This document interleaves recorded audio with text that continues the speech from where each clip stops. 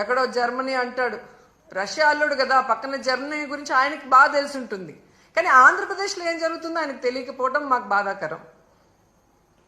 నేను highest seats గెలుచుకున్నాను కాబట్టి అసలు ప్రతిపక్ష హోదా నాకుండాలి అన్నాడు. సంతోషం, నువ్వు ప్రతిపక్ష నాయకుడిగా ఉండి చంద్రబాబు నాయుడు చేసే తప్పుల్ని నిలదీస్తాను, ప్రజల పక్షాన ఉండి పోరాటం చేస్తాను అంటే వెంటనే మీ డిప్యూటీ సీఎం పోస్టుకి రాజీనామా చేసి ప్రతిపక్ష హోదా తీసుకొని ఎదురుగా కూర్చొని ఆయన చేసే తప్పుల్ని ఎత్తి చూపించండి.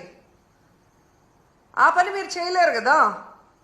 చంద్రబాబు నాయుడికి కష్టం అంటే డైవర్షన్ పాలిటిక్స్ చేస్తారు, చంద్రబాబు నాయుడు గారికి కష్టం అంటే రోడ్డు మీద పడుకుంటారు.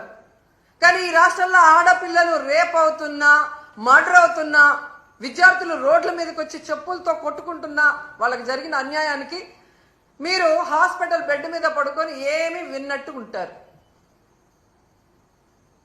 ఎన్నికల ముందు మీ స్పీచ్లో ఆవేశంగా మీరు చెప్తుంటే నిజమని నమ్మిన వాళ్ళు ఈరోజు వాళ్ళ చెప్పులతో వాళ్ళు కొట్టుకుంటుంటే అయినా మీకు అర్థమవుతుందంటే అది కూడా అర్థం కాకుండా మళ్ళీ జగనన్నను బ్లేమ్ చేస్తున్నారు. మీకు నిద్రపోయినా, మెలుకున్నా, అసెంబ్లీకి వచ్చినా, బయటికి వెళ్ళినా ఎప్పుడు జగన్ జగన్ జగన్ జగన్ని ఎలా తిట్టాలి, జగన్ మీద ఎలా దుమ్మెత్తిపోయాలన్న ఆలోచన తప్ప మరొకటి లేదా? 9 నెలలైంది మీరు అధికారంలోకి వచ్చి. మెజారిటీ సీట్లు మీకున్నాయని గొప్పగా చెప్పుకుంటున్నప్పుడు 11 సీట్లని ఎక్కిరించే మీరు 11 సీట్లున్న జగనన్నకి ప్రతిపక్ష హోదా ఇవ్వడానికి ఎందుకు భయపడుతున్నారు? ఒకవేళ మీరు గవర్నర్ స్పీచ్ లో చెప్పినట్టు గత ప్రభుత్వంలో జగన్ గారే తప్పులు చేయడం వల్ల నష్టపోయి ఉంటే ఆయన ప్రతిపక్ష హోదా ఇస్తే అసెంబ్లీకి వస్తారు కదా, అప్పుడు నిలదీయండి, ప్రూఫ్లు చూపించండి.